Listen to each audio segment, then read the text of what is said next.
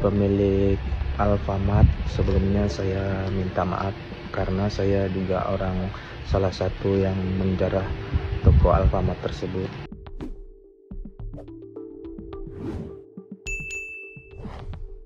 Pengakuan mengejutkan warga Sibolga, Sumatera Utara, nekat menjarah lantaran keluarganya nyaris tak makan akibat banjir yang melumpuhkan wilayah tersebut. Penjarahan terjadi di sejumlah titik di kota Sibolga, Tapanuli Tengah, Tapteng.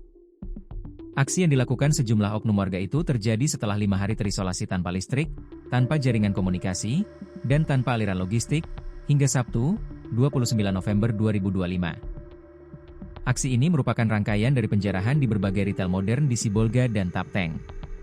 Kota yang lululantak diterjang banjir bandang dan longsor sejak 24-25 November menyebabkan ribuan warga kehilangan rumah, akses jalan terputus, dan pasokan pangan tidak dapat masuk selama berhari-hari. Sementara bantuan dari pemerintah baru bisa dikirim sejak Jumat, 28 November 2025, bantuan logistik dari Medan telah diberangkatkan menuju Tapteng Sibolga menggunakan pesawat Hercules. Namun, hingga malam ketika penjarahan terjadi di berbagai titik, bantuan tersebut belum sampai ke tangan masyarakat. Dikutip Tribun Lampung.co.id dari tribunjakarta.com, viral di media sosial, pengakuan seorang warga yang terdampak banjir dan longsor di Sibolga, Sumatera Utara.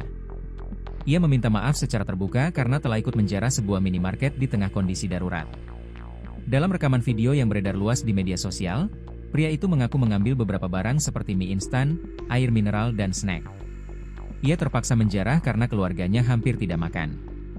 Kepada pemilik Alfamart sebelumnya saya minta maaf, karena saya juga salah satu yang menjarah toko Alfamart tersebut. Saya sebenarnya tidak ada niat untuk berbuat itu, cuman karena keterbatasan makanan yang kami miliki, kami juga terjebak banjir, kami juga tidak ada uang untuk membeli, tidak ada bantuan sama sekali.